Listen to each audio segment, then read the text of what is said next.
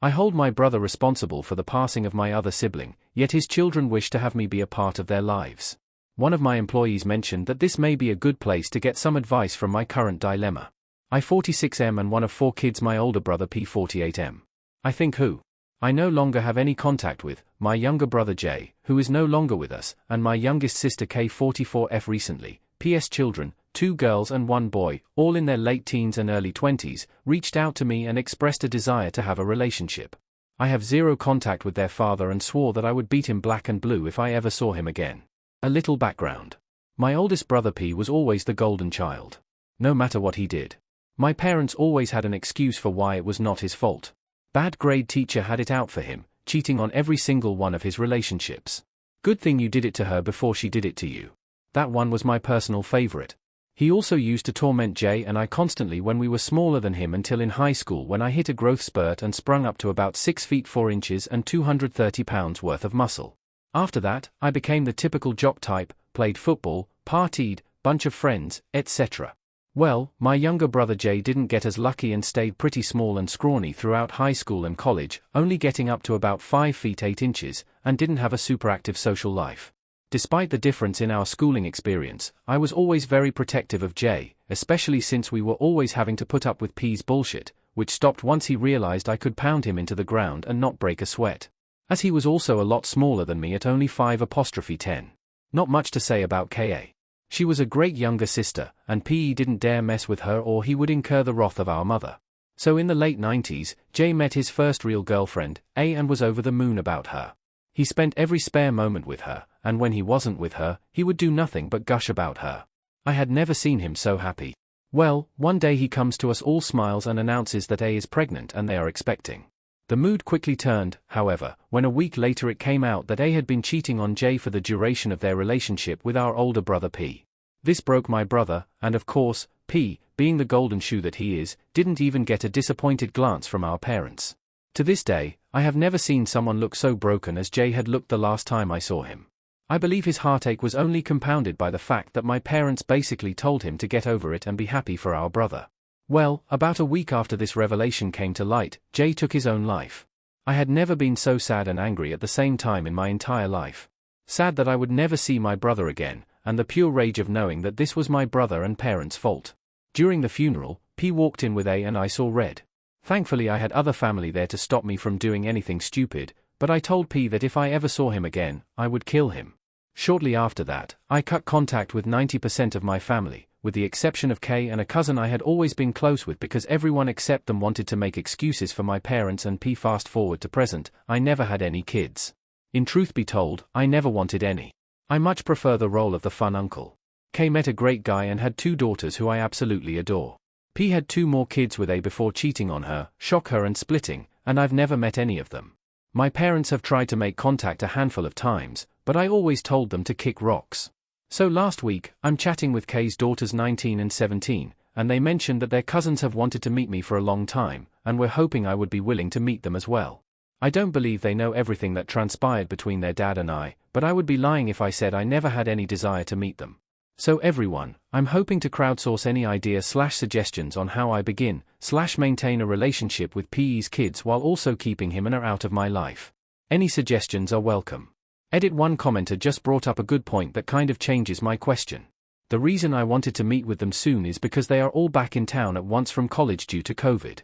But someone gave me the idea that maybe meeting them one at a time once they return to their college campuses/old living arrangements is the better option. Thoughts? Edit 2. I've had multiple people ask me why K still talks with the people I cut contact with, so I'll just copy/paste one of my replies here. Even though my sister was just as crushed about Jay's death as I was and was angry for a long time, she and her then boyfriend future husband hit a financial rough patch after graduating college and were forced to move in with our parents due to unrelated drama. At the time, they couldn't stay with me, so my sister stayed with them for several years, and over that time their relationship improved, and even though I wasn't thrilled at the time, I understood she still doesn't really have a relationship with PE. But as cordial if they meet. I don't blame her because our parents did a lot for her, and daughters loved their cousins, so I didn't want to put her in that kind of position of choosing more information provided by the OP. As much as I hate Pete and Anna and do still blame them for Jay's death, I'd like to think I have more class than to ship talk Pete to his kids. My decision to split from the rest of my family outside of Pete and my parents was also a very pragmatic one. As I started to make money, I kept getting more and more requests for handouts and favors, which was already weighing on my last nerve. After Jay's death, had just kind of hit a boiling point, and I burned every bridge on the way out. I've had minimal contact with some of them over the year. Regarding my sister Kay, considering she was just as crushed about Jay's death as I was and was angry for a long time. She and her then boyfriend future husband hit a financial rough patch after graduating college and were forced to move in with our parents due to unrelated drama. At the time, they couldn't stay with me, so my sister stayed with them for several years, and over that time their relationship improved, and even though I wasn't thrilled at the time, I understood she still doesn't really have a relationship with Pete, but as cordial if they meet. I don't blame her because our parents did a lot for her, and her daughters loved their cousins, so I didn't want to put her in that kind of position of choosing. Pete's kids haven't reached out to me personally yet. I was only told about their desire to meet me through Kay's daughters. That's why I think the reason they may be interested in meeting is that they have a close relationship with Kay's kids and I am a big part of their lives, so maybe they just want to get to know me. At least that's what I hope it is. If this were 5 years ago, this would be a different story, but according to Kay, all the kids are in college and are only back with Pete due to COVID.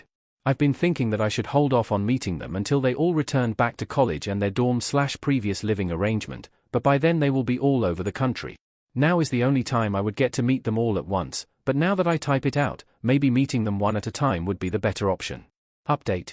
How do I start a relationship with my nieces and nephew when their father was responsible for my brother's passing? Hello everyone, I'll start off thanking the community for all their comments and replies. It gave me a lot to think about and helped me formulate a plan on how I was going to approach this. I had several people tell me I should not meet up and just let sleeping dogs lie, but the what if of it all would eat me alive if I didn't see them. Second, I wanted to answer a few questions/concerns that people brought up in my previous post. One of them was why I used letters to represent the people in my story and not just make up fake names. I mostly did this because I didn't want to confuse myself with fake names and then accidentally put the wrong name to represent someone's role/actions. I apologize if this makes it difficult to read. Another concern I saw a lot was that they were trying to get back in contact for my money, which was also a concern of mine, but I don't spoil my sister's children at all. I'm currently helping her oldest with financial aid and will be assisting the youngest as well, but no money is coming out of my pocket. I'm simply teaching them responsible money management, along with putting them in contact with financial advisors, and they are extremely grateful, so I hope they will not expect some kind of college loan that they're not going to get. Finally, I had several people ask if I ever went to therapy for this. I did go see a therapist pretty regularly for about 6 years after I made the initial break for my family, and it did help significantly. She did counsel reconciliation for a very long time, but I told her that it was not up for discussion. She also helped me see who else in my life were big problems and helped me make a semi-clean break from them as well. One of the not-so-clean breaks was the reason I was unable to take Kay in after she hit financial troubles and had to move back in with our parents. So on to the update, I decided to hold off on meeting them as a group, especially since they were still living with their dad at the time, and just do one-on-one meetings. I also didn't want to be bombarded with questions or propositions for money if their intentions weren't good. So the first one to go back to her college town, which was shortly after my first post, was the oldest of P's kids, who I'll call C21F. She went back to find a place to stay and get a part-time job in her college town so that she was ready for classes to start in the fall. I got her personal email from Kay's kids because I don't really have social media, and decided to reach out to her. She was pretty excited to hear from me, and I flew to her city and we set up a time to meet on one of her days off. I got to the restaurant early so that I could have a few drinks and calm my nerves. I decided to reserve the most private table they had so that we could say anything we wanted without people listening in and or staring. Well, the moment she walked through the door, I immediately knew who she was. She was the spitting of my mother, her grandmother. When she was that age. She even had the green eyes that Jay and I inherited from our mother. P.E. was always jealous he never inherited them because we were always getting compliments from strangers when we were little about our eyes, and you could tell it would burn P.E. a new asshole because people weren't paying attention to him. So I kept it together and we set our greetings. After the typical small talk about school, life and work, we place our orders. Then she finally says, "I guess you're wondering why I wanted to meet you." She proceeds to tell me that last year she decided to buy an Ancestry DNA kit for her and her sister as something fun to do during lockdown, and as many of you guessed, the kit came back as them being a half-sister. C is Jay's daughter. She goes on to tell me that growing up, P had always treated his other kids better than her, and with the DNA results, it all finally made sense why and the reason they don't have the best relationship. Clearly P is still just as big a piece of shit as he always was. Nice to know, some things never change. I'm sure he harbored some kind of resentment with the chance of her being Jay's daughter. After going to her mom with the results, A surprisingly admitted to everything that happened. I guess after A found out that her daughter was Jay's child. The situation and his suicide hit her like a ton of bricks, and she has harbored a great deal of guilt regarding it ever since. I went on to tell her all about the circumstances of her conception, Jay's suicide, my estrangement, the reason for their rocky relationship, etc. According to her, P wanted to give her up for adoption after she was born, but my parents, who I guess finally grew a spine, told him, knowing that they would financially cut him off if he did so. Once lockdown restrictions finally started to lift in California, she thought reaching out to me would be the best way to get to know what her bio father was like. Apparently it was only her that really had the urge to meet me, as I was closest to Jay during his life, and that was when she let Kay's daughters know that she wanted to meet me and ask them to contact me on her behalf. She knew we were close and that would be the best way to get in touch. After this, I couldn't hold back anymore. The waterworks began flowing. I couldn't help but apologize to C for all the things she had to go through with P. If I had known, I would have adopted C in a heartbeat. We spent the rest of the meal just talking about Jay, remembering old stories about him that I thought I had forgot. She is a great girl and smart as a whip, telling me how she intends to pursue her master's in computer science. She has scholarships and grants to cover all her schooling, which put my mind at ease that I probably wasn't being taken for the long con. We ended the night with exchanging contact info and a big hug. Feels like I got a little piece of Jay back. Now, knowing that it was only she who really wished to meet, I asked her if she would reach out to her siblings on my behalf and see if they wanted to meet as well. Other than that, I am extremely happy with how this meeting turned out and feel like I have a lot of catching up to do with C in the future. Thankfully, she completely understood and respected my desire to still stay no contact with P and her mother. I'm sure I will do an update on each of my meetings with the other kids as well.